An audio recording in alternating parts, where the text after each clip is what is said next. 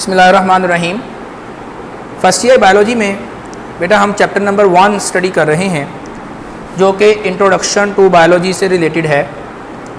इसके अंदर हमने लास्ट लेक्चर्स के अंदर टॉपिक डिस्कस करना स्टार्ट किया था लेवल्स ऑफ बायोलॉजिकल ऑर्गेनाइजेशन, यानी कि steps for the making of living things. Living things के बनने के स्टेप्स कौन कौन से हैं, लिविंग थिंग्स किन किन स्टेप्स में से गुजरकर बनती हैं, लिविंग थिंग्स किन किन प्रोसेसेस में से गुजरकर बनती हैं, ये हमने डिस्कस करना स्टार्ट किया था। और हमने इसको स्टडी किया था कि इसके अंदर 3 डिफरेंट टाइप्स ऑफ लेवल्स होते हैं। Levels for unicellular organisms, levels for multicellular organisms and ecological levels. इसके अंदर हम डिस्कस करते हैं कि वन सेल ऑर्गेनिज्म के बनने में कौन कौन से स्टेप्स हैं, मल्टी सेल्स ऑर्गेनिजम्स के बनने में कौन कौन से स्टेप्स हैं, और फिर उनके आपस में इंटरेक्शंस या इन्वायरमेंट के साथ लिंक्स बनाने के कौन कौन से स्टेप्स हैं जिन्हें हम इकोलॉजिकल लेवल्स कहते हैं। हमने बेटा बायो एलिमेंट्स का कॉन्सेप्ट पढ़ा, उसके बाद हमने यूनिसेलुलर ऑर्गेनिजम्स के लेवल्स पढ़े जिसमें सब atomic level, atomic level, bio elements, molecular level, organelles level, cell level था, और वहाँ तक कल हमने डिस्कस किया था। आज बेटा हम डिस्कस करना स्टार्ट करेंगे levels for the multi cellular organisms, जिसके अंदर हम मोर देन 1 सेल्स ऑर्गेनिजम्स के लेवल्स पढ़ते हैं कि उनकी मेकिंग कैसे होती है या किन स्टेप्स में से गुजरकर उनकी फॉर्मेशन होती है। जिनके पास मोर देन 1 सेल होता है या millions, billions and trillion cells होते हैं, वो कैसे बनते हैं। मल्टी सेलुलरिटी के लेवल्स के अंदर बेटा हम डिस्कस करेंगे tissues level, organs level, organ system level and individual level, जिसे ऑर्गेनिज्मिक लेवल भी कहा जाता है।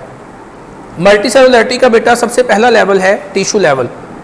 बड़ी सिंपल सी बात है कि टिश्यूज़ वही ऑर्गेनिजम्स बनाएंगे जिनके पास एक से ज़्यादा सेल होगा। एक सेल तो यूनिसेलुलर्स के पास है, वो तो टिश्यू नहीं बना सकते। बायोलॉजी की वो ब्रांच जो टिश्यूज़ की फॉर्मेशन को स्टडी करती है that is called as histology. Histo stands for tissue and logy means study. Study of tissues is called histology.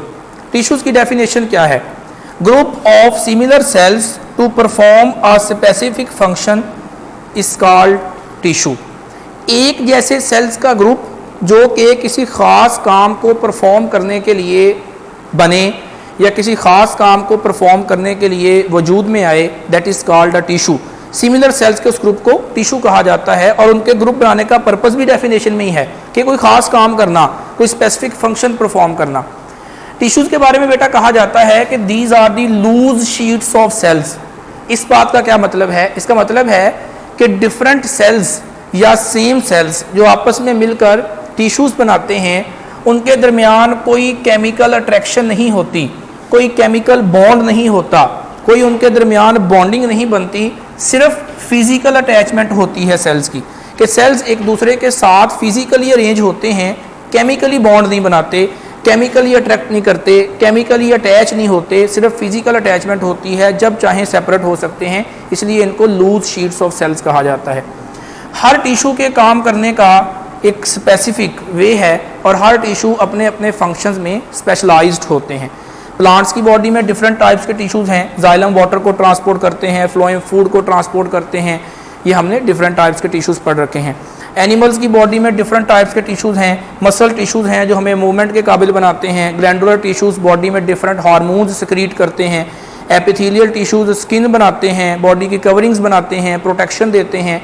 तो ये हमने different types of tissues in plants and in animals जो हैं वो डिस्कस कर रखे हैं, जो मल्टी सेलुलरिटी को स्टार्ट करते हैं।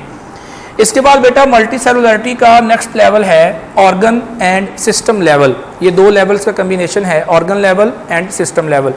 Organs, parts of body, body के डिफरेंट पार्ट्स जो हम इंग्लिश में लोअर क्लासेस में पढ़ते हैं, हैंड्स, माउथ, फेस, आइज़, ये सारे कुछ ऑर्गन्स हैं जिन्हें हम पार्ट्स ऑफ बॉडी कहते हैं।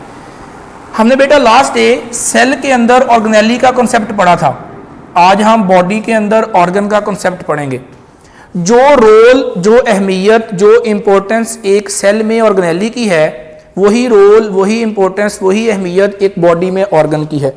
हमने पढ़ा था कि सेल के अंदर एक ऑर्गेनेली होती है जो अपनी स्ट्रक्चर और अपने फंक्शन में स्पेसिफिक होती है, उसका काम कोई और ऑर्गेनेली नहीं कर सकती। उसकी जगह कोई और ऑर्गेनेली नहीं ले सकती।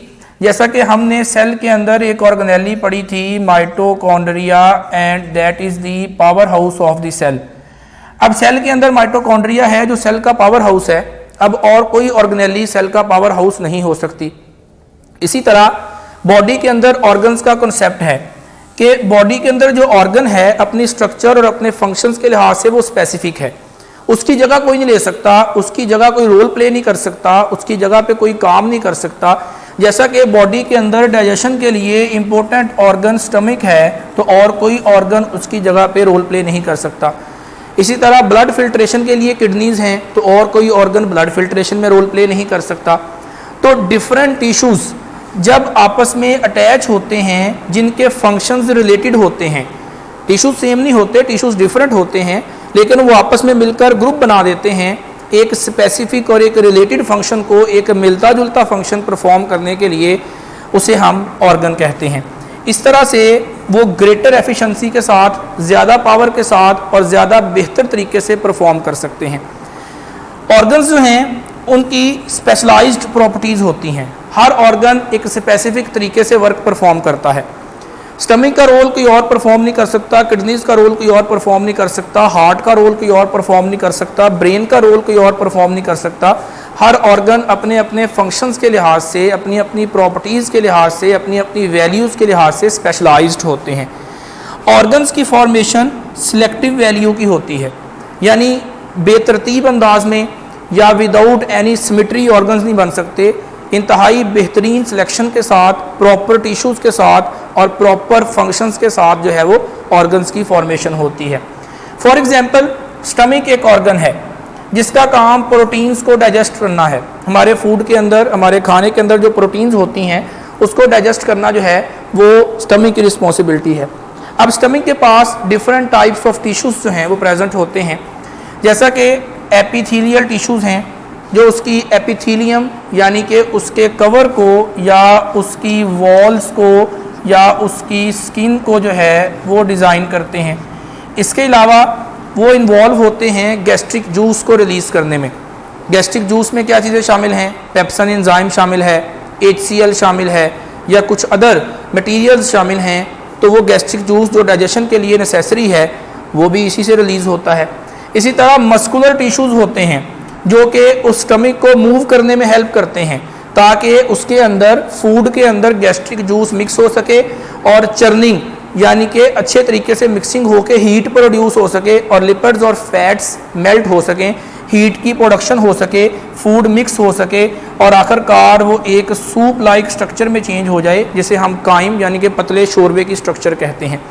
इसलिए बेटा ऑर्गन एक ही है, उसका काम भी एक ही है डाइजेशन, लेकिन उसमें different types of tissues different functions perform कर रहे हैं, लेकिन वो फंक्शंस का मकसद एक ही है, उन फंक्शंस का टारगेट एक है, वो फंक्शंस आपस में रिलेटेड हैं और वो फंक्शन किस तरह से रिलेटेड हैं कि हमने प्रोटीन्स को डाइजेस्ट करना है। ऑर्गन्स जो हैं इनको दोनों तरह से ऑब्जर्व किया जाता है, क्वालिटी के लिहाज से भी और क्वांटिटी के लिहाज से भी।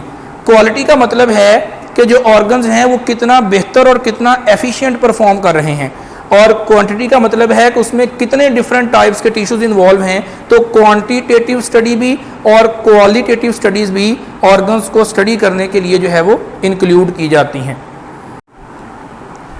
नेक्स्ट है बेटा सिस्टम्स की फॉर्मेशन। अब सिस्टम्स क्या हैं? एक जनरल एग्जांपल लेते हैं। तो कोई एक सिस्टम होता है तो उस सिस्टम के बहुत सारे डिपार्टमेंट्स होते हैं। जैसे स्कूल एक सिस्टम है, उसमें एक इन्फॉर्मेशन के लिए ऑफिस होता है, एक प्रिंसिपल ऑफिस होता है, एक एग्जामिनेशन के लिए सेल होता है, एक फ़ीस इकट्ठी करने के लिए अकाउंट्स ऑफिस होता है, क्लासरूम्स होते हैं, टीचर्स का स्टाफ रूम होता है। तो ये डिफरेंट पार्ट्स मिलकर एक सिस्टम रन कर रहे हैं, और वो सिस्टम क्या है? एजुकेशन सिस्टम है, स्कूल है। इसी तरह बैंक एक सिस्टम है जिसमें डिफरेंट कंपार्टमेंट्स होते हैं, डिफरेंट लोगों के काम करने के लिए जो है वो एक स्पेसिफिक कैबिन बना होता है। तो इसी तरह उसका टारगेट एक ही होता है, बैंकिंग। स्कूल का टारगेट एक ही होता है, एजुकेशन, लेकिन उसके मुख्तलिफ पार्ट्स होते हैं। इसी तरह बेटा ऑर्गेनिजम्स की बॉडी में भी सिस्टम्स बनते हैं जिसे ऑर्गन सिस्टम्स कहा जाता है। डिफरेंट ऑर्गन्स जब एक सीरीज़ में अटैच हो जाएं, एक तरतीब में अटैच हो जाएं to perform a multi step function, किसी ऐसे फंक्शन को परफॉर्म करने के लिए जो एक स्टेप वाला नहीं है, जो मल्टी स्टेप है, जो डिफरेंट स्टेप्स में कंप्लीट होने वाला है, तो उसे हम सिस्टम की फॉर्मेशन कहते हैं। डिफरेंट ऑर्गन्स एक सीरीज में, एक तरतीब में अरेंज हो जाएं ताकि एक multi step function, multi step का मतलब है जो मुख्तलिफ स्टेप्स के अंदर फंक्शन कंप्लीट होना है, एक स्टेज पे या एक स्टेप पे कंप्लीट नहीं होना, उसको परफॉर्म करने के लिए जो है वो डिफरेंट ऑर्गन्स की असेंबलेज जो है that is called a system. System level animals के अंदर प्रेजेंट है लेकिन प्लांट्स के अंदर प्रेजेंट नहीं है। प्लांट्स के अंदर ऑर्गन्स रिस्पॉन्सिबल होते हैं डिफरेंट फंक्शंस परफॉर्म करने के लिए, लेकिन एनिमल्स में सिस्टम्स रिस्पॉन्सिबल होते हैं डिफरेंट फंक्शंस परफॉर्म करने के लिए। प्लांट्स की बॉडी में दो सिस्टम्स बनाए गए हैं, रूट सिस्टम और शूट सिस्टम, लेकिन वो सिस्टम की डेफिनेशन पर पूरा नहीं उतरते। Under the earth root system है, above the earth shoot system है। अब शूट सिस्टम के अंदर स्टेम है, लीव्स हैं, ब्रांचेज हैं, फ्लावर्स हैं, लेकिन वो कोई एक ख़ास फंक्शन तो परफॉर्म नहीं करते, उन सब का अपना अपना फंक्शन है। तो ये सिर्फ स्टडी के लिए, अपनी सहूलत के लिए जो है वो इसको बनाया गया है। एक्चुअली प्लांट्स के अंदर कोई सिस्टम नहीं होते, एनिमल्स के अंदर सिस्टम्स होते हैं, जैसा कि digestive system, nervous system, excretory system, urinary system, reproductive system, lymphatic system, ये सारे के सारे डिफरेंट सिस्टम्स हम सिर्फ एनिमल्स में स्टडी करते हैं। इनमें से किसी सिस्टम का नाम हमने कभी किसी प्लांट के अंदर नहीं पढ़ा, किसी सिस्टम को हमने किसी प्लांट के अंदर नहीं देखा कि ये प्लांट का डाइजेस्टिव सिस्टम है, ये प्लांट्स का नर्वस सिस्टम है, ये प्लांट का एक्सक्रीटरी सिस्टम है, नेवर। प्लांट्स की बॉडी में ऑर्गन्स रिस्पॉन्सिबल होते हैं फंक्शंस परफॉर्म करने के लिए, जैसा कि रूट्स का काम एंकर करना है, सहारा देना है पौधे को ज़मीन में, गाड़ के रखना है और अब्जॉर्प्शन करना है। लीव्स का काम फोटोसिंथेसिस करना है। स्टेम का काम transport of water and food करना है। फ्लावर्स का काम रिप्रोडक्टिव ऑर्गन्स के तौर पर रिप्रोडक्शन करना है, फ्रूट्स बनाना है। तो ये different organs in the plant body roll play करते हैं, लेकिन प्लांट्स की बॉडी में हम कोई ऐसा सिस्टम नहीं देखते जिस तरह का सिस्टम हम एनिमल्स की बॉडी में स्टडी करते हैं। फॉर एग्जांपल हम डाइजेस्टिव सिस्टम को देखते हैं, तो डाइजेस्टिव सिस्टम के अंदर कितने ऑर्गन्स इन्वॉल्व हैं? माउथ है जिसे हम ओरल कैविटी कहते हैं, उसके बाद लेरिंक्स है, उसके बाद एसोफेगस है, स्टमक है, उसके बाद स्मॉल इंटेस्टाइन है, लार्ज इंटेस्टाइन है, लेरिंक्स के ऊपर फेरेंक्स आती है। अब जो फेरेंक्स है ये आगे दो पार्ट्स में डिवाइडेड है, एसोफेगस में और लेरिंक्स में। Larynx is for air and oesophagus is for food. तो हम एयर को तो डिस्कस नहीं कर रहे, लेकिन हम फूड की पैसेज को डिस्कस कर रहे हैं। तो mouth, pharynx, oesophagus, stomach, small intestine, large intestine. Small intestine के 3 पार्ट्स होते हैं, ड्यूडेनम, जिजुनम, इलियम। लार्ज इंटेस्टाइन के 3 पार्ट्स होते हैं, सीकम, रेक्टम, कोलोन। तो ये बेटा सारे ऑर्गन्स हैं, ये सारे के सारे ऑर्गन्स हैं, लेकिन इनका फंक्शन एक ही है, और क्या है? डाइजेशन। ये एक ही सिस्टम बनाते हैं और उसका नाम है डाइजेस्टिव सिस्टम। क्यों? क्योंकि डाइजेशन का काम वन स्टेप नहीं है, it is a multi step function. सिर्फ माउथ कंप्लीट डाइजेशन नहीं कर सकता, सिर्फ स्टमक कंप्लीट डाइजेशन नहीं कर सकता, सिर्फ स्मॉल इंटेस्टाइन कंप्लीट डाइजेशन नहीं कर सकती, सिर्फ लार्ज इंटेस्टाइन कंप्लीट डाइजेशन नहीं कर सकती। लिहाजा इस मल्टी स्टेज और मल्टी स्टेप फंक्शंस को कंप्लीट करने के लिए हमारी बॉडी में एक सिस्टम की असेंबलेज हो गई, जिसे हम ऑर्गन सिस्टम या डाइजेस्टिव सिस्टम का नाम देते हैं। सिस्टम्स को भी बेटा क्वालिटी के लिहाज से और क्वांटिटी के लिहाज से स्टडी किया जाता है। क्वालिटी का मतलब है कि वो सिस्टम कितना एफिशिएंट है, वो सिस्टम कितना काम कर सकता है, वो सिस्टम कितना परफॉर्म कर सकता है, वो सिस्टम कितना बेहतर है। और क्वांटिटी का मतलब है कि वो सिस्टम कितना बड़ा है, उस सिस्टम में कितने ऑर्गन्स इन्वॉल्व हैं और वो ऑर्गन्स की तादाद कितनी है, वो ऑर्गन्स की प्रॉपर्टीज़ क्या हैं, वो कितना बड़ा सिस्टम वर्क परफॉर्म कर रहा है। तो क्वालिटी और क्वांटिटी को मिलाकर जो है वो सिस्टम्स को स्टडी किया जाता है। इसके बाद बेटा मल्टी सेलुलरिटी का लास्ट लेवल है इंडिविजुअल लेवल। इंडिविजुअल का मतलब है एक फर्द, एक लिविंग थिंग, एक organism, that is called individual. जब बॉडी के सारे ऑर्गन्स, सारे सिस्टम्स, सारे टिश्यूज, सारे सेल्स आपस में कंबाइन हो जाते हैं तो एक कंप्लीट और एक बेस्ट बॉडी जो सामने आती है, that is called as an individual, that is called as an organism. एक ह्यूमन एक इंडिविजुअल है, एक ट्री एक इंडिविजुअल है, एक प्लांट एक इंडिविजुअल है, एक एनिमल एक इंडिविजुअल है, एक बर्ड एक इंडिविजुअल है। यानी जो भी लिविंग थिंग एक कंप्लीट बॉडी है जिसमें सारे ऑर्गन्स और सारे सिस्टम्स वर्क कर रहे हैं, दैट मेक्स एन इंडिविजुअल। उसे हम एक इंडिविजुअल, एक फर्द, एक कंप्लीट बॉडी कहते हैं। एक कंप्लीट बॉडी के अंदर बेटा कोऑर्डिनेशन होती है। कोऑर्डिनेशन नर्वस होती है, कोऑर्डिनेशन केमिकल होती है। या तो ब्रेन बॉडी की सारी एक्टिविटीज़ को आपस में अटैच करता है, या फिर हार्मोन्स यानी कि एंडोक्राइन सिस्टम बॉडी के केमिकल्स जो हैं वो सारी एक्टिविटीज़ को आपस में अटैच करते हैं। इसके अलावा एक इंडिविजुअल में ये एबिलिटी होती है कि वो इन्वायरमेंट में आने वाली चेंजेस को रिस्पॉन्स कर सकता है, इन्वायरमेंट में आने वाली चेंजेस का जवाब दे सकता है। एक सिस्टम ऐसा नहीं कर सकता। डाइजेस्टिव सिस्टम इन्वायरमेंट के टेम्परेचर को रिस्पॉन्स नहीं कर सकता, डाइजेस्टिव सिस्टम इन्वायरमेंट के कोल्ड को रिस्पॉन्स नहीं कर सकता। हमारी पूरी बॉडी एक कंप्लीट इंडिविजुअल ये काम जो है वो परफॉर्म कर सकती है।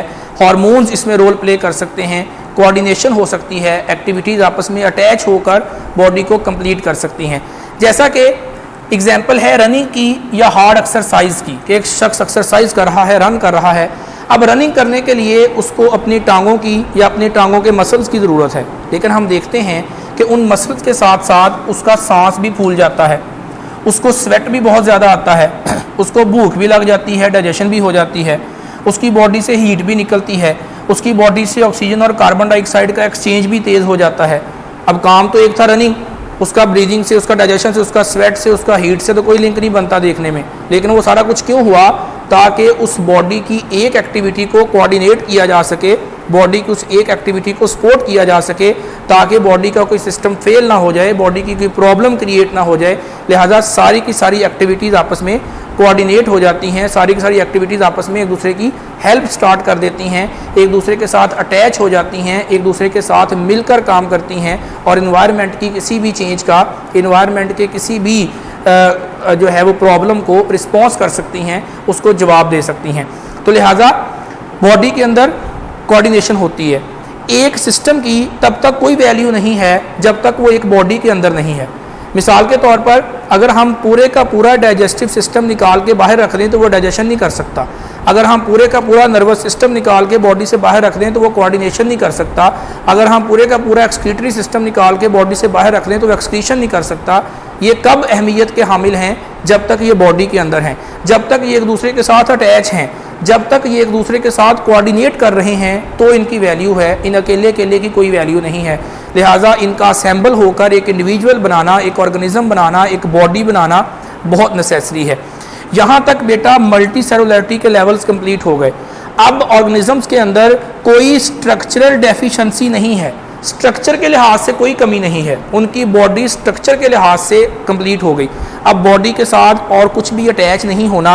अब जो नेक्स्ट इंटरेक्शंस हैं, अब जो नेक्स्ट लेवल्स हैं, अब जो उनके आपस में या इन्वायरमेंट के साथ ताल्लुकात हैं, वो सिर्फ बॉडी का मेटाबॉलिज्म और बॉडी के फंक्शंस रन करने के लिए या अपने लिविंग स्टैंडर्ड्स के लिए हैं। उसके अंदर स्ट्रक्चरल डेफिशिएंसी हरगिज़ प्रेजेंट नहीं है। Thank you.